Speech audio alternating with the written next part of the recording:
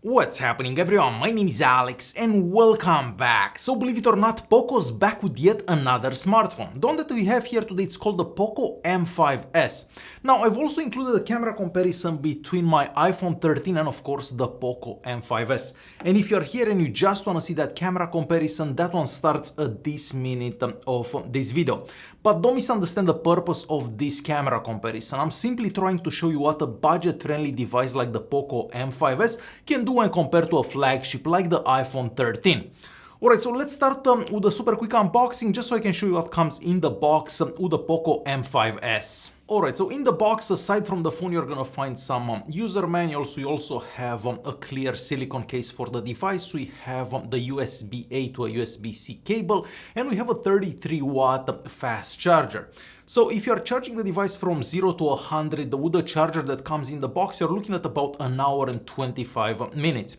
Inside the device, we also have a 5000 milliamp hour battery, and on one charge, you can get up to 10 hours of screen time, depending how you're using the device, of course. If you're just gonna play games, of course, you're not gonna be getting that 10 hours of screen time, but if you're just watching videos and just browsing the web, you can get up to 10 hours of screen time on one charge. The device itself looks pretty good, mostly for a budget-friendly device, and if you get the white color, I believe this comes in black as well. And of course, this kind of looks similar to the Xiaomi Redmi Note 11, if I remember right. So the back here is made out of glass, the frame is made out of metal. At the top here we have an IR blaster, we have a hole for a secondary microphone. We also have the holes for the second speaker, so the device has one speaker at the top and one speaker at the bottom. And the speakers sound okay, I mean, they get fairly loud, but they sound a bit tiny. But still, it's nice to have dual speakers. On the left hand side here we have the slot for the SIM card, so this device can take two SIM cards and an SD card at the same time. On the other side of the frame we have the volume button and the power button. The power button is also a fingerprint scanner. The fingerprint scanner works pretty well, it takes about half a second from the time you touch it for the phone to unlock. And moving at the bottom here you're gonna find a 3.5mm audio jack. I know that's something that we don't typically see every day. Next to that we have a hole for a microphone, we have the USB-C charging port and the second hole for that speaker that I mentioned earlier. On the front of the device we have a 6.43 inches AMOLED screen that has a 60 Hz refresh rate, so we don't get the 90 or 120 Hz refresh rate that we've seen with other budget-friendly devices from Xiaomi. The screen resolution is 1080p and the peak brightness, according to the manufacturer, is 1100 nits. Now, in my eyes, it doesn't look like a screen that has a peak brightness of 1100 nits. However, you can still see the device outside in direct sunlight. So overall, for a budget-friendly device, a pretty decent looking screen. The device is powered by the MediaTek Helio G95 that's paired with 6 gigs of RAM and 128 gigs of internal storage. I believe you can also get this with 4 gigs of RAM. Now, the Antutu benchmark score that I got on it is about 350,000. So, of course, this is not gonna be the fastest phone out there, but for most tasks and most people, I'm gonna say the phone does perform pretty decent. Of course, I tried all the usual apps like Facebook, Chrome, and Call of Duty. I actually like Call of Duty more than all the other games. And for everything that I did try on it, the phone does perform quite well, and it doesn't get that hot. You know, with the flagship that has like the Snapdragon 8 Gen 1, those ones get really hot. Well, at least this one doesn't get that hot. But of course, this is not a powerhouse, but I feel that for most people it will do just fine. Like many of the Poco phones that we've been seeing lately, this one runs MIUI 13, which is based on Android 12, and of course you're gonna get a bunch of apps that come pre-installed, a bunch of games and stuff like that you're gonna have to uninstall yourself. So you have like Booking.com and a bunch of other games. I've also noticed that there are some ads that show up every so often whenever you're installing or uninstalling an application. Now, there are ways to get rid of all that, and there are a bunch of tutorials on YouTube to do so. But that was kind of to be expected for the Poco brand. We also have an NFC chip inside this device, and that means that you're going to be able to make payments using Google Pay. I've also tried the GPS unit inside it, and it takes maybe a second from the time you open whatever app for the phone to find the location. We also have a variety of sensors available. So for a super quick conclusion before we start our camera comparison, for a budget phone like this, it's kind of hard to argue any negative parts about the device. I mean, you do get a pretty good looking screen, you get decent performance, you get that 5000 milliamp hour battery that will last you a day and a half or maybe 2 days depending how you use the phone. You get fairly fast charging. So it's hard to argue that this phone is not worth its price because it does offer a lot for that price. Right, and with that being said, let's start our camera comparison, and of course we're gonna start with some pictures that I took with the rear cameras, and I believe we're gonna start with some 5x zoom pictures. Now keep in mind that neither the Poco M5s or my iPhone 13 have a telephoto lens, so whenever you're doing 5x zoom, of course you're gonna get digital zoom. So looking at our 5x zoom pictures, of course neither device does exceptionally well due to that digital zoom, but if I would have to choose out of the two devices, I think I would choose the cheaper device, the Poco M5s, because those pictures do seem a bit sharper compared to the pictures that I took with the iPhone 13. So if you're gonna be zooming something on something, I feel that the Poco M5s will do a bit better than the iPhone 13. And we're gonna move on and start checking out some pictures that I took with the ultra-wide cameras on the back of the two devices. Here the iPhone has the wider field of view, so you can see a bit more in those pictures taken by the iPhone 13 when compared to the pictures from the Poco device. As for saturation, well, the iPhone 13 does use the more saturated colors. It's kind of funny saying that when talking about a Xiaomi/Poco device.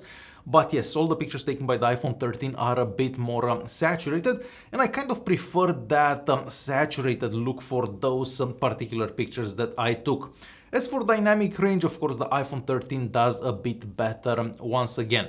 So those are some examples of ultra-wide pictures that I took with both devices. Alright, so moving on to pictures taken with the main cameras, as always, all the pictures are taken on auto mode on both devices and maybe a second apart from each other. You've probably noticed that I haven't included any portrait mode pictures. Well, unfortunately, I didn't have anyone to take pictures of this time around and no one to take pictures of myself, so I haven't included any portrait mode pictures.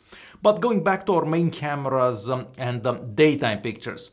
Well, as you can see for yourself, the iPhone 13 is using more saturated colors, and personally, yes, I do like that more saturated look that we get from the iPhone 13. For dynamic range, the Poco M5s doesn't do bad at all, and in some of those pictures actually does a bit better than the iPhone 13. But overall, I would still choose the iPhone 13 for that main camera and of course the auto mode.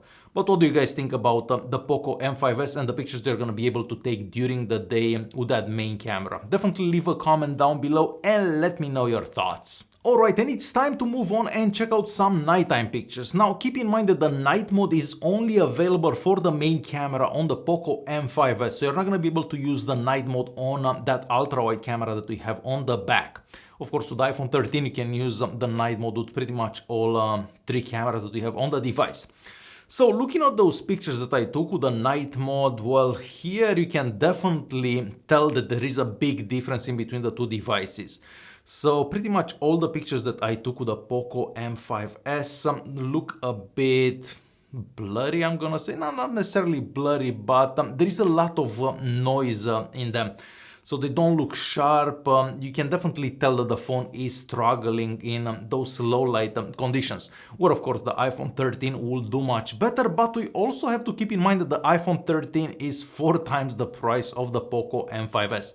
So of course, the iPhone 13 will do much better for nighttime pictures. And next we are gonna move on and check out some sample videos. Now the maximum recording resolution for the Poco M5s, so the main camera, is 4K at 30 frames per second. Unfortunately, at that resolution we don't get any type of image stabilization. So if you are walking and your hand is shaky, of course the video will be shaky. With that being said, I'm gonna let you guys watch those sample recordings and I will be back right after. Alright, we have a quick video test between the iPhone 13 and of course the Poco M5s. For this recording, I'm using the main cameras on the back of the two devices and recording in 4K at 30 frames per second. That is the maximum recording resolution available on the Poco M5s. Of course, with the iPhone 13 we could also do 4K at 60 frames per second. So I'm just gonna pan left slowly and back right. And we're gonna walk this way for a bit, just so you can see how steady the image is from both devices. Now, from the looks of it, I don't believe that we get any type of image stabilization on this Poco device. So yeah, 4K at 30 frames per second. And I also wanted to show you a quick recording done with the ultra-wide cameras on the back of the two devices. Once again, with the iPhone 13, the maximum recording resolution with that ultra-wide camera is 4K at 60 frames per second. We are currently doing 4K at 30, but the maximum recording resolution for the ultra-wide camera on this Poco device is 1080p at 30 frames per second. We're gonna walk this way for a bit, just so you can see how that stabilization works. And from what I'm seeing on the screens here, the Poco is doing quite well. But again, we'll have to see how this footage actually looks on the computer. So yeah, ultra-wide cameras on these two devices. Alright, we have a quick video recording done with the front-facing camera on the Poco M5s and of course on the iPhone 13. The maximum recording for the iPhone 13 is 4K at 60 frames per second, but the maximum recording resolution on this Poco device is 1080p at 30 frames per second. I'm gonna stop here, we're gonna pan around slowly, and I'll keep going. I guess we'll walk this way, just so you can see how that stabilization works. So yeah, front-facing cameras on these two devices.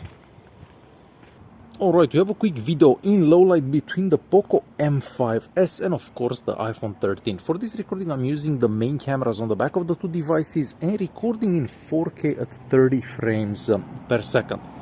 So it is pretty dark around here. Of course we have some street lights, but most people would probably record under these kind of conditions. So I guess we can walk this way for a bit. Of course the Poco doesn't really do well for stabilization. I don't think we actually have any type of stabilization for 4K recordings, but just so you get an idea. So, of course, as you've seen for yourself, for video recordings, there is really no comparison between the Poco M5s and the iPhone 13. Of course, the iPhone 13 is also known to be one of the best phones for video recordings. So, of course, this one will do better. Next, we're gonna move on and check out some selfies, and we are starting with some daytime selfies. And well, here I kind of prefer every single daytime selfie that I took with the iPhone 13. The dynamic range in those pictures is better, my face, my skin looks better in those pictures, and so on. As for the nighttime selfies, well, the same kind of goes. All the pictures are better from the iPhone 13, mostly because it has a night mode for those pictures, where the Poco M5s doesn't actually have a night mode for the selfie camera. So there you have it. This is the new Poco M5s. What do you guys think about this phone? Is it worth its price? Why do you even have this phone? Because there are so many Poco phones out there. Yeah, hopefully this video was useful. Thanks for watching, and I'll see you in the next one.